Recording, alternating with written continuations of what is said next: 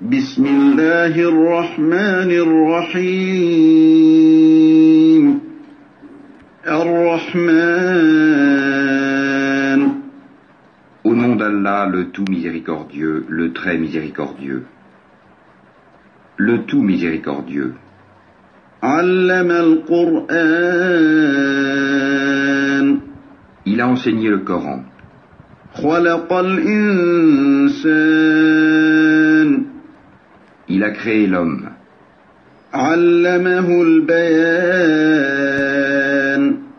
Il lui a appris à s'exprimer clairement. الشمس والقمر بحسبان. Le soleil et la lune évoluent selon un calcul minutieux. Voilà, chers frères et sœurs en islam, assalamu alaikum wa rahmatullahi wa barakatuh, alhamdulillah rabbil alamin, wa sallallahu wa sallam ala nabiyyina Muhammad wa ala alihi wa sahbihi ajma'in wa ba'd.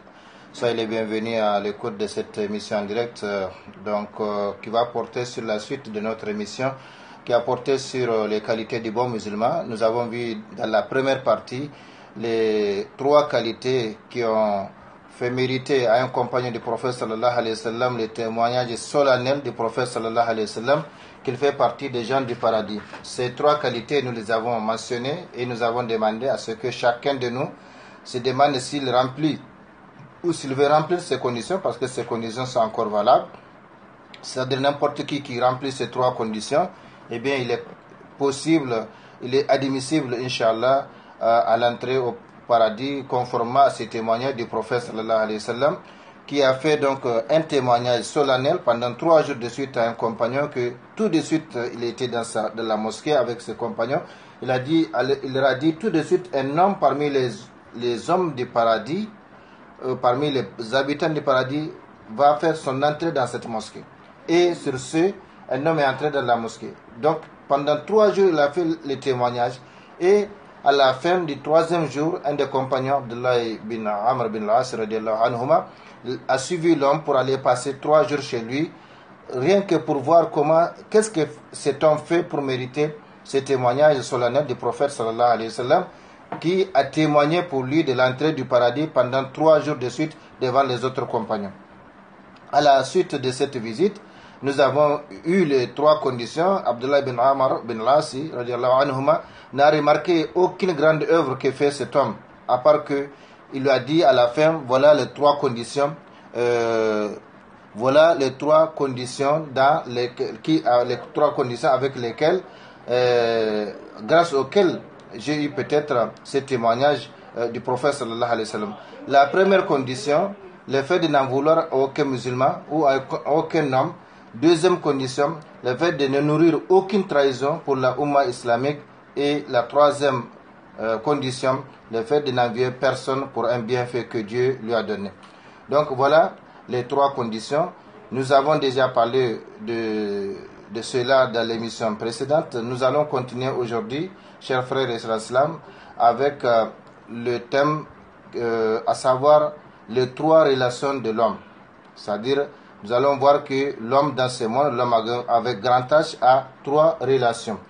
3 relations importantes qu'il faut non seulement connaître, mais également bonifier, améliorer, parce que nous allons voir que toutes ces relations sont importantes et aucune l'emporte sur l'autre, et également aucune d'entre elles ne doit être négligée. Sachez donc que l'être humain a 3 une relation avec les créateurs qu'on appelle la relation verticale, donc la relation verticale avec les créateurs, une relation horizontale, donc avec les créatures, qu'on appelle la relation horizontale, et une relation symétrique, donc avec lui-même. Donc voilà les 3 relations. Relation verticale avec les créateurs, relation horizontale avec les créatures, relation symétrique, donc avec soi-même. Et nous allons voir que ces thèmes, les thèmes donc des qualités du bon musulman, est l'un des thèmes islamiques les plus importants, car il aide l'homme avec grand H, à être complet dans sa vie, en lui permettant d'améliorer ses différentes relations. Nous allons voir que Il ne sert à rien d'être bon avec les créateurs sans être bon avec les créatures ou sans être bon avec soi-même. Il ne sert à rien d'être bon avec les créatures sans être bon avec les créateurs, sans être bon avec soi-même. Comme il ne sert à rien d'être bon avec soi-même sans être bon avec les créatures et avec les créateurs. De toutes les façons, nous allons voir cela et en fait, il ne sert, comme nous l'avons toujours à rappeler, il ne sert à rien d'écouter cette émission ou dégrainer ces différentes qualités ou ces différentes conditions. L'important, ce qui fera le changement ou ce qui améliorera notre condition, c'est l'application. Donc il ne sert à rien d'écouter sans appliquer, il ne sert à rien d'écouter sans accepter. Donc les trois relations, la relation avec l'homme, la relation avec les créatures, la relation avec les créateurs, ce sont trois relations dont nous avons besoin, non seulement de les connaître, mais également de faire tout pour les bonifier, pour les améliorer, afin que notre vie soit complète dans ce monde. En effet, beaucoup de musulmans, et quand je dis beaucoup de musulmans, il n'y a que le créateur, en réalité, qui peut connaître la proportion. 50%, 60%, 70%, Allahu Alam. Beaucoup de musulmans et de musulmanes sont arrivés à maintenir une relation plus ou moins bonne avec les créateurs. Masha'Allah, ils prient, ils jeûnent, ils accomplissent le hajj, ils accomplissent la umrah, ils donnent la zakat quand il a les moyens, ils donnent de l'aumône quand il a les moyens.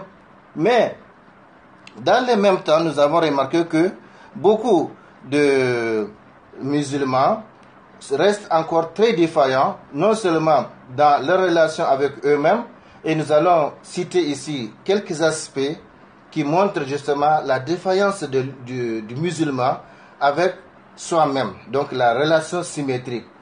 Parmi ces aspects négatifs, manque de confiance en soi. Beaucoup de gens n'ont pas confiance en soi. Donc, celui qui n'a pas confiance en soi, peut-il avoir confiance en quelqu'un d'autre? Celui qui n'a pas confiance en soi, qui peut avoir confiance en lui? Ainsi de suite. Donc, le manque de confiance, c'est un problème. C'est une défaillance aujourd'hui chez la plupart des gens. Je ne dis pas seulement des musulmans, mais la plupart des gens. Également, manque d'objectif de la vie. Beaucoup de gens ne savent pas, surtout parmi les musulmans, beaucoup de gens ne savent pas qu'est-ce qu'ils veulent réellement dans la vie. Et un objectif, chers frères et sœurs, ce n'est pas un souhait. Un objectif, c'est quelque chose qu'on fixe avec les moyens, à court, à moyen et à long terme, pour pouvoir donc l'atteindre. Par exemple, mon objectif, c'est d'accomplir le Hajj en 2018. En 2018, je voudrais accomplir le Hajj. Maintenant, quels sont les moyens que je vais mettre à court, à long, à moyen et à long terme pour pouvoir concrétiser cet objectif? Mais sinon, s'il s'agit de souhaits dans la tête, dans le cœur, eh bien, ça, chacun de nous en a mille et un souhait dans la tête, mais la réalité est autre chose. Donc, manque d'objectif, c'est un aspect négatif de la relation de l'homme avec lui-même.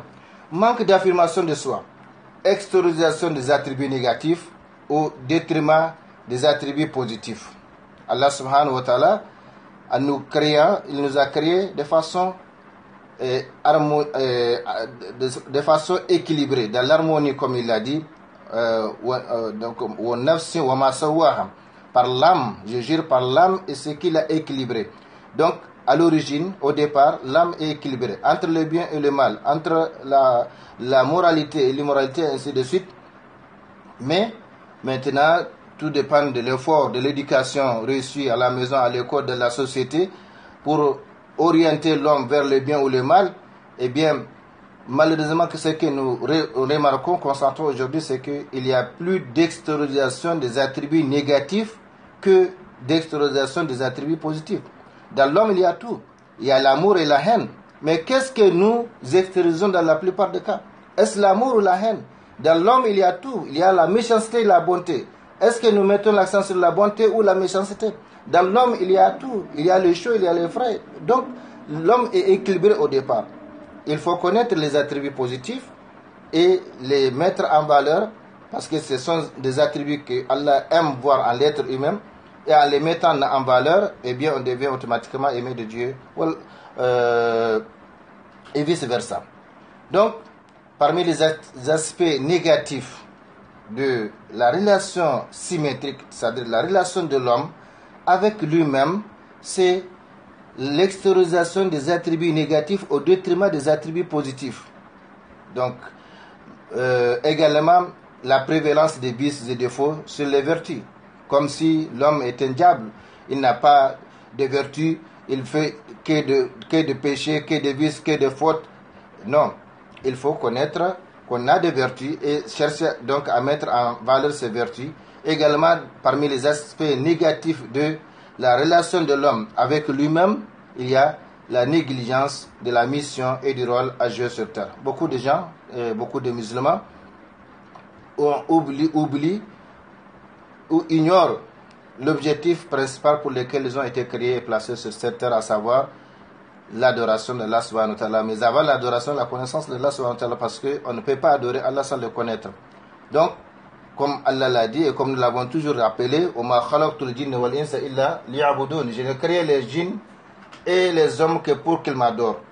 Donc, beaucoup de gens aujourd'hui, dans leur relation symétrique avec eux-mêmes, ils négligent la mission et le rôle à jouer, les rôles qu'ils doivent jouer sur cette terre. Ça, c'est un aspect. De l'autre côté, les musulmans, dans la plupart des cas, dans leur relation avec les autres, ils sont défaillants, avec les autres créatures. Alors, quelques aspects négatifs de la relation de l'homme avec son semblable être humain. C'est la haine, c'est l'inimitié nourrie envers les autres, c'est la calomnie, c'est la satire, c'est la critique des autres, c'est l'atteinte à l'honneur, au bien, voire à l'âme des autres, la négation des bonnes œuvres des autres, la mauvaise exploitation de l'environnement. Eh bien, tout ça, c'est le comportement aujourd'hui négatif de l'homme envers donc les autres, c'est-à-dire la relation horizontale de l'homme. Nous avons vu donc l'homme est défaillant aujourd'hui dans sa relation symétrique avec lui-même.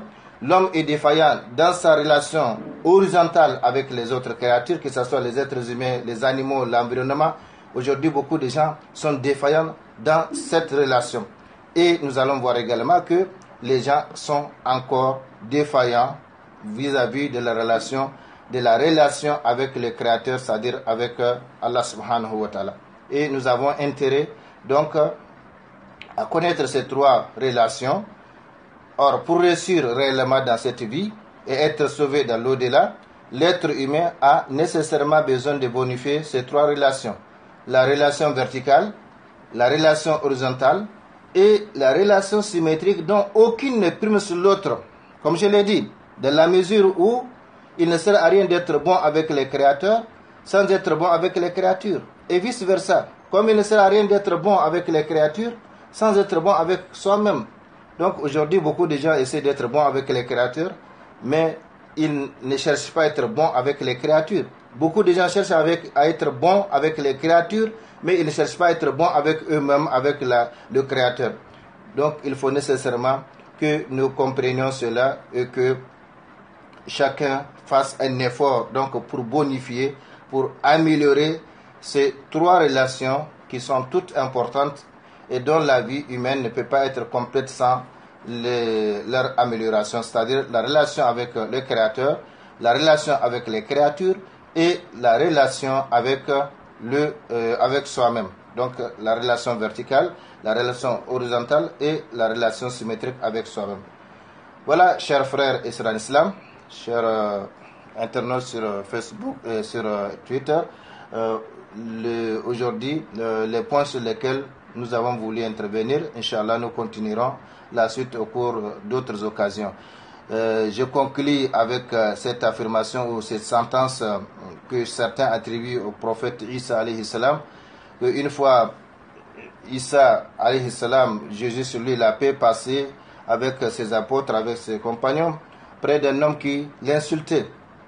Et lui, au lieu de l'insulter, il s'est mis à invoquer, à prier le Seigneur en sa faveur. Les compagnons de ses apôtres lui disent, mais il t'insulte, toi tu pries pour lui.